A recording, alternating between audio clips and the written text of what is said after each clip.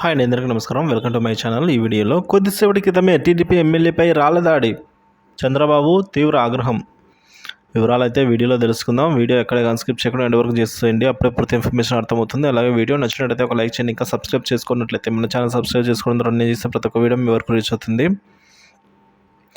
చంద్రగిరిలో high tension అండి. TDP అభ్యర్థి పులివర్తి నానిపై దాడి, ఎస్పీ సీరియస్ అయ్యారు కూడా. సో ఏమైందంటే, ఆంధ్రప్రదేశ్ ఎన్నికలు ముగిసిన తర్వాత కూడా అక్కడ గొడవలు ఆగడం లేదు.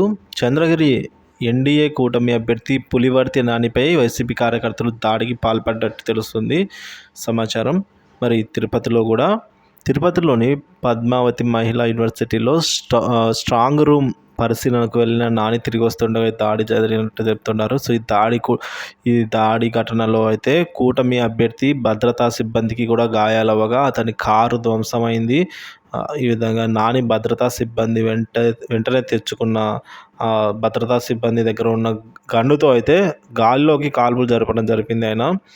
సో ఆయన కూడా గాయాలవ్వడం వల్ల ఈ ఘటనపై అయితే సమాచారం అందుకున్న టీడీపీ శ్రేణులు పద్మావతి మహిళా యూనివర్సిటీ దగ్గరకు చేరుకున్నారండి. వెంటనే హుటాహుటిన అటువైపు వైసీపీ, ఇటువైపు నుంచి టీడీపీ శ్రేణుల మధ్య కూడా మరి ఒకసారి ఘర్షణ వాతావరణం నెలకొంది. దీంతో యూనివర్సిటీ దగ్గర తీవ్ర ఉద్రిక్తత పరిస్థితులు నెలకొన్నాయండి. సమాచారం అందుకున్న పోలీసులు అక్కడికి చేరుకున్నారు. అటు పోలీసులు కార్లపై కూడా అయితే పోలీసులను కూడా లెక్క చేయకుండా వారి కార్లపై కూడా దాడి చేశారు వైసీపీ కార్యకర్తలు చెప్తున్నారు.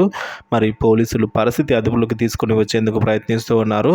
పోలీసులు వెంటనే పులివర్తి నాని ఆయన భద్రతా సిబ్బందిని వెంటనే హాస్పిటల్కి తరలించారండి.